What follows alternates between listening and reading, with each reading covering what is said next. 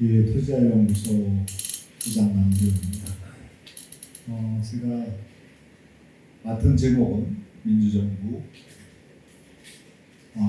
민주정권이라서 민주정부, 노무현 정부와 문재인 정부를 복귀하면서 해법을 이재명 정부는 어떻게 가야 하는가, 가야만 하는가 이런 정책 제안을 제가 좀 해보려고 합니다. 자, 먼저는 특수한 재화의 부동산과 금융의 잘못된 만남 이렇게 읽어봤는데요. 부동산이라는 재화가 굉장히 특수하죠. 여기서 특수하다는 말은 자동차하고 비교해 보면 우리가 금방 이해할 수 있는데요. 우리가 다 알고 있듯이 자동차는 사놓으면 가격이 떨어지는데 부동산은 가격이 올라간단 말이죠. 근데 여기서 부동산의 특수성은 건물이 아니라 건물이 깔고 있는 땅에 있습니다. 건물이 어디다 지어놓나 가격이 재료나 기술 똑같은 기술을 쓰면 또 연수가 동일하면 가격이 똑같은데 땅은 위치에 따라서 달라지기 때문에 또 땅값은 위치가 좋아지면 더 올라가기 때문에 그래서 더 위치를 좋게 만들기 위해서 땅을 많이 갖고 있는 사람은 뭐 도로를 내거나 아니면 이미 확정된 고속도로 종점을 바꾸거나 이렇게 하죠.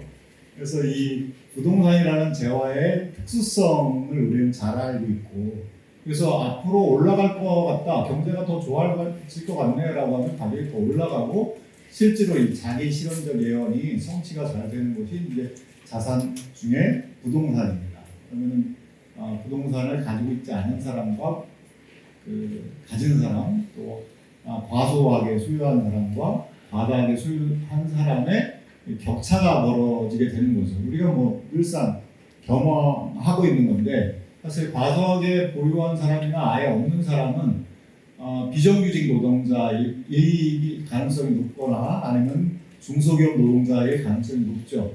예, 이런 하위 계층의 노동자들은 사실 노동 착취를 당하는데 자산시장에서 또 착취를 당하는 거죠. 어떻게 보면 이중 착취라고 할 수 있겠습니다. 외환위기 이후에 이 부동산이라고 하는 특수성과 금융제도가 금융 공급의 어떤 방식이 대전환하면서 이게 두 가지가 만나면서 더 큰 문제를 일으켰다.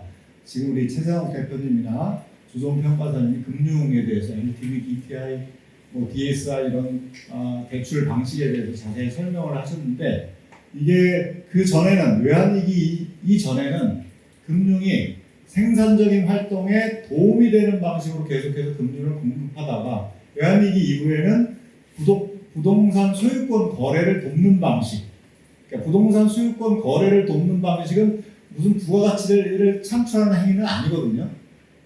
예, 그러니까 이건 비생산적 활동에 계속해서 금융을 쏟아붓는 방식으로 금융 공급의 어떤 방식이 바뀌었다. 그렇게 되니까 결국에는 담보대출이라고 하는 형태로 담보 가치가 올라가고 또 가치가 올라가니까 더 많은 대출을 해줄 수 있고 금융산업이 성장해서 금융은 돈을 많이 벌게 되고 임수강 박사라는 분이 이제 책을 썼는데 책 제목이 부유한 은행, 가난한 사회입니다. 예, 느낌이 딱 오시죠? 예, 은행은 부유해졌는데 사람들은 가난해졌다는 거예요. 은행은 왜 그렇게 하느냐? 은행은 뭐 우리가 알고 있듯이 안전하고 수익성이 높은데 더 많은 돈을 공급하고 싶겠죠. 근데 기업 대출 같은 경우는 저한테 대출해준 건 아니고 기업 대출 같은 경우는 이 기업이 제대로 할 것인가 앞으로 전도 유망한지 평가를 해야 되고 기술이 괜찮은 건지 평가를 해야 되고 또 대출을 회수하지 못할 수도 있는데 가계대출, 특히 부동산 담보대출은 담보물이 확실하기 때문에 가치가 올라가기 때문에 안전하고 수익성도 높으니까 이제 금융은 여기에다가 계속해서 금융을 공급하게 되는 거죠. 그래서 금융은 사실 대표적인 규제산업입니다. 규제산업이어야 하고요. 그러니까 생산적인 부분에 돈이 계속 흘러갈 수 있도록 정부가 제도를 만들고 관리를 해야 되는 영역입니다. 그런데 외환위기 이후에 이렇게 대출 방식이 완전히 바뀌었다. 그리고 과거에는 이 집값이 굉장히 폭등했다가 이렇게 내려가는 거품이 꺼지는 국면에서는 대출을 회수하고 대출을 덜해주는 방식으로 대응을 했거든요. 그런데 그렇게 하지 않고 이제는 2008년 이후에는 아예 더 많은 금융을 공급해서 집값을 떠받치거나 더 위로 올리는 그런 지금 그 역할까지 하고 있죠. 그래서 이제 전세 대출이나 전세 대출 보증이나 정책 대출 증가시키는 거 이런 것이 대표적인 거라고 할 수 있겠습니다. 이렇게 특수한 재화인 부동산과 금융이 만나서 온갖 문제를 일으키고 불평등을 야기하는 것이 지금 우리가 당면한 현실입니다. 며칠 전에 나온 6.27 금융 대책은 효과적이라고 보는데 앞으로 어떻게 사실은 또 대책이 또 더 많이 필요합니다. 금융 대책으로 모든 게 해결되는 것이 아니기 때문에. 근데 이제 재밌는 거는 사실 부동산의 금융을 계속 공급하는 것, 바닥에 공급하는 것을 설계한 사람들이 이번에 불을 끄는 대책을 냈다는 거죠. 그런데 어떤 분은 방화범이 수박수가 됐다 이렇게 얘기하는데 이런 걸 보면 이제 정부가 얼마나 중요한지 우리가 알 수 있겠습니다. 아직 그 첫 종합 대책은 냈지 않았고 이제 곧 낸다고 하는데요. 그래서 이번 시간에는 제가 민주정부 두 번의 민주정부 시간에 기간 동안에 부동산 정책을 한번 돌아보고 우리가 배울 게 뭔지 저렇게 하면 안 되는구나 라는 것이 무엇인지 한번 알아보고 또 이재명 정부 가야 할 길에 대해서 조심스럽게 제안을 해보려고 합니다. 노무현 문재인 정부 두 정부를 이렇게 보면 가격 상승세에서 출발을 했습니다. 두 정부 다. 자, 왜 그러냐면 DJ 정부, 국민의 정부에서는 김대중 정부에서는 부동산 규제를 온갖 규제를 다 풀었어요. 이제 그 후과를 노무현 정부 초기에 맞이하게 된 거죠. 그래서 DJ 정부에서 분양가 상한제도 폐지하고 전매 제한도 폐지하고 양도세, 취등록세, 보유세 부담을 내려줍니다. 그리고 재건축 허용 완화를 20년에서 15년으로 줄여주고 개발이익 환수제는 유명무실하게 만듭니다. 그러니까 2003년 2월 25일 날 이제 취임한 노무현 정부 시작한 노무현 정부 하에서는 2003년에서 계속해서 이제 부동산이 끌어오르는 지금 상황을 맞이합니다. 문재인 정부도 마찬가지예요. 자, 우리가 기억하듯이 10년 전에, 11년 전이네요. 부동산 3법이 연말에 통과되는데 재건축 초과이익 환수제를 3년간 유예하고 민간 택지 분양가 상한제를 폐지하고 사실상 조합원에게 재건축 조합원에게 세 채 정도의 집을 분양받을 수 있게 하고 다주택자 양도세는 또 중과를 유예하고 전세 대출을 또 더 늘려주고 그리고 금융기관이 전세 대출을 해줄 때 또 안전하게 대출을 할 수 있도록 또 보증도 해주고 또 세입자는 더 많은 대출을 안전하게 받을 수 있도록 보증금 반환 보험까지 들게 해주고 이러면서 전세가가 상승하고 매매가가 상승하면서 지금 집값이 계속 올라가는 국면에 두 정부가 똑같이 맞았다라고 하는 겁니다. 자, 근데 이제 각각 대응을 할 거 아니겠습니까? 노무현 정부는 어떻게 대응했나? 자, 일단 대통령이 10월 13일 날 국회에서 이런 말을 합니다. 강력한 토지공 개념 도입을 검토하겠다 이런 얘기를 합니다. 사실 대통령의 한마디가 굉장히 중요하잖아요. 그 말이 정책 전반에 영향을 미치기 때문에 사실 이재명 대통령도 후보 시절에 세금으로는 이제 안 하겠습니다. 공급을 충분히 하겠습니다. 재개발 재건축을 좀 더 좀 편하게 할 수 있게 하겠습니다. 대출에 대해서는 아무 말 안 하고 이런 얘기를 했기 때문에 사실 그 말이 얼마 전까지만 해도 시장에 반영됐다고 저는 생각하는데요. 대통령이 이런 말을 했고 또 세제 정책은 어떻게 가져갔냐면 재산세 강화를 점진적으로 하는 방식을 취했습니다. 그리고 종부세를 시행하려고 하는데 그거를 2006년에 시행하는 게 아니라 2005년도로 앞당기겠다 발표를 합니다. 다주택자 양도세를 3주택 이상에게는 심지어 60% 하겠다. 내년 2004년 이후부터 하겠다라고 발표를 합니다. 물론 공급 대책도 수도권에 30만 호 이상 공급하고 공공임대주택 공급도 발표합니다. 대출도 좀 줄이겠다 이렇게 발표합니다. 그러니까 이 노무현 정부의 특징은 장기주의입니다. 장기주의. 이 보유세 같은 경우는 갑자기 높일 수가 없거든요. 서서히 계속해서 점진적으로 강화하겠다라고 발표를 했고 또 투기 차단을 하고 이렇게 해서 공급을 확대하는 것을 적절하게 조합을 했습니다. 이 결과로 2004년에는 집값이 하향 안정화됩니다. 하향 안정화될 경제적 분위기는 아니었어요. 왜냐하면 2003년보다 2004년이 더 경쟁성 능률이 높았고 2003년 이후부터 이자율은 기준 금리는 계속해서 떨어졌거든요. 그럼에도 하향 안정화가 됐습니다. 그러니까 정책이 먹힌 거죠, 시장에. 이 노무현 정부는 집권 초기에 대통령이 저런 말을 하고 그리고 세제와 공급에 대해서 저렇게 방향을 정했다면 이거 5년 동안 저렇게 가겠구나라고 시장이 받아들였다고 저는 생각합니다. 물론 그 이후에는 이제 다른 양상이 나타났는데요. 문재인 정부도 집권 초기에 집값이 오르기 때문에 대책을 내는데요. 우리가 알고 있듯이 이제 첫 종합대책 8.2 대책이 나오고 그 이후에 연말에 12, 13 대책이 나옵니다. 지구지정을 엄청 서울 전역에 했어요. 그리고 다주택자 양도세 중과를 하겠다고 그 다음에 2018년도 4월 1일부터 하겠다고 발표를 합니다. 또 지구지정 한 곳에서는 LTV DTI 기준도 대출을 또 축소하겠다고 했고 그러나 여기서 이제 큰 실책이 나오는데요. 전세 대출은 확대하기로 합니다. 전세금의 70%에서 80%로 늘려주는 것을 결정합니다. 또 보증금 반환 보증보험 이름도 좀 복잡한데 전세 보증금을 안전하게 지켜주겠다라고 하는 것을 우리 장관이 당시 김현미 장관이 TV에 나와서 아주 홍보도 합니다. 그러니까 그 당시에는 사실 저런 보험 상품이 있다라는 것을 일반 시민들이 세입자들이 잘 몰랐는데 보증금 반환 보험 제도라는 것이 있구나. 저기에 가입하면 내가 많은 대출을 받아도 안전할 수 있겠구나라고 해서 이제 전세 대출이 폭증하게 되죠. 전세 대출이 계속해서 늘어났고요. 물론 공급 대책도 냈습니다. 그리고 12월 13일에는 임대사업자에게 등록 인센티브 제도를 둡니다. 종부세는 감면이 아니라 아마 안 내게 했고 제 기억으로는 제가 잘못 썼는 것 같습니다. 재산세, 양도세, 취득세도 감면해주겠다. 1주택자도 임대사업자로 등록이 가능하다. 이런 사실은 집값이 하향 안정화되려면 이렇게 다주택자들이 집을 내놔야 되는데 더 매물 잠긴 현상을 지금 만들어놨죠.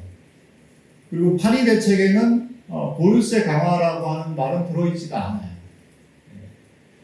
재정특위라고 하는 걸 만들어 갖고 했는데 거기서도 성과가 지지분진했고 당연히 결과는 17년 후반기, 18년 하반기에는 집값이 계속 상승합니다. 그러니까 노무현 정부와 지금 문재인 정부가 집권 초기에 했었던 정책의 내용이 다른 거죠. 노무현 정부는 이제 장기주의로 해서 보유세 강화 정책을 천명을 하고 그것을 실행을 하는데 성공을 했고 그리고 문재인 정부는 이 초기 첫 종합 대책이 결국에는 실패했다고 볼 수밖에 없죠. 집값이 계속 올라가니까요. 금융 대책에 특히 전세 대출의 문제가 컸다고 저는 보입니다. 보유세 강화 대책을 집권 초기에 내야 되는데 내지 못한 것이 또 큰 원인이라고 생각합니다. 그 이후에는 어떻게 됐냐면 노무현 정부에서는 2005년 이후에는 시장에서 버블 세븐 지역에서 그냥 집값이 급등을 했죠. 12구 대책에서 종부세 또 재산세 강화하는 것을 하겠다라고 했는데 2004년 연말에 이제 입법한 내용을 보면 굉장히 실망스러운 내용이 입법이 돼요. 그래서 호랑이를 그리려다가 뭐 종이 호랑이를 그렸다. 그때 제가 제 기억에 심상정 의원이 당시 의원이 그런 얘기를 했습니다. 종이 호랑이다 이거는. 그래서 굉장히 강화될 것처럼 얘기하다가 실제로 입법화된 거 보니까 아니었어요. 그 이후에 보면은 2005년부터 집값이 급등을 하게 되고 그러다가 이제 831 대책이라는 게 나왔지만 또 입법화에 성공도 하지만 2006년도에 계속해서 가격이 올라갑니다. 또 정권 재창출도 어렵겠다고 판단을 시장이 한 것 같고, 또 당시에 유력한 후보인 이명박은 이 참여정부의 부동산 정책에 대해서 굉장히 비판적인, 특히 세제 정책에 대해서 엄청난 비판의 말을 쏟아냈죠. 그래서 정권이 바뀌면 다시 저쪽으로 돌아가겠구나라고 하는 시장 참여자들의 생각. 이러면서 2006년에도 상승세를 이어가다가 LTV DTI가 들어오면서, 그리고 강화된 보유세, 종부세 고지서가 연말에 날라오면서 현실화되면서 2007년에 진정 국면으로 들어갑니다. 여기서 우리가 이제 배울 게 굉장히 많죠. 문재인 정부는 이제 8.2 대책이나 12, 13 대책을 냈지만 계속해서 가격이 급등하자 18년 9.13 대책이라는 걸 냅니다. 다주택자에게 아예 대출을 금지하겠다. 종부세를 강화하는 대책을 냈는데 일정 정도의 정책 효과를 봐요. 또 기준금리가 또 올라가자 또 효과가 더 났습니다. 19년 초반까지. 근데 19년 7월부터 금리가 또 하락해요. 이때 이제 경제가 좀 성장률이 떨어지니까 금리로 하락시킵니다. 그런데 역시나 이제 코로나 때 2020년대 금리가 0.5% 한국은행 생긴 이후로 가장 낮은 금리를 계속해서 1년 이상 지속하면서 대출을 막는다고 했지만 전세 대출의 문제가 굉장히 컸다. 이것이 전국적으로 그래서 집값을 급등시키는 원인이겠다. 17년 7월 10일에 다주택자 중심의 종부세를 급진적으로 강화했습니다. 그러나 유동성의 홍수 앞에서 속수무책이었고, 집값이 올라간 다음에 보유세를 강화하니까 또 이 비난도 쇄도를 했습니다. 결국 이렇게 해서 정권이 윤석열에게 넘어간 거죠. 자, 그럼 여기서 무엇을 배울 것인가?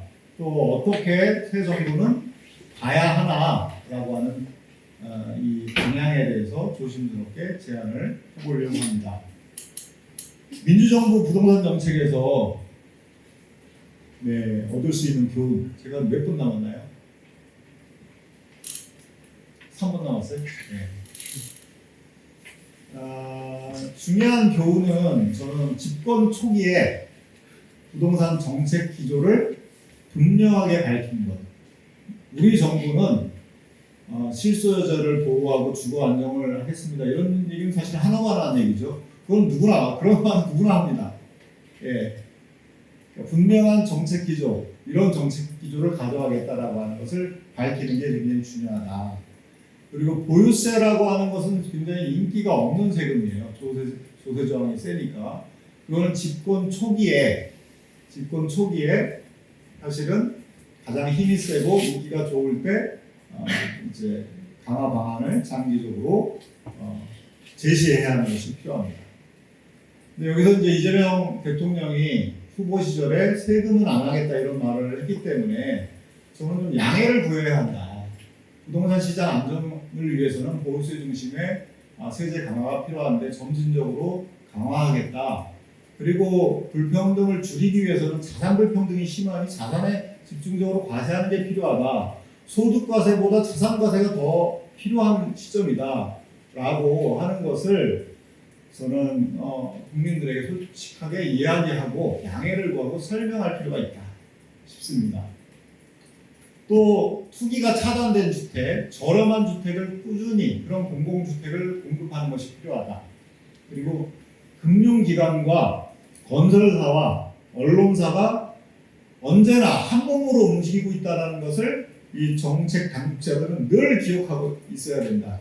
금융기관들은 당연히 대출을 많이 해줄수록 좋고, 건설사는 집값이 계속 올라가야 이윤이 많이 나고, 집값이 올라가면 또 사업의 기회가 더 많이 생겨서 좋고, 언론사는 이제 분양 광고를 많이 해서 좋고, 실제로 또 건설사가 언론사도 가지고 있습니다.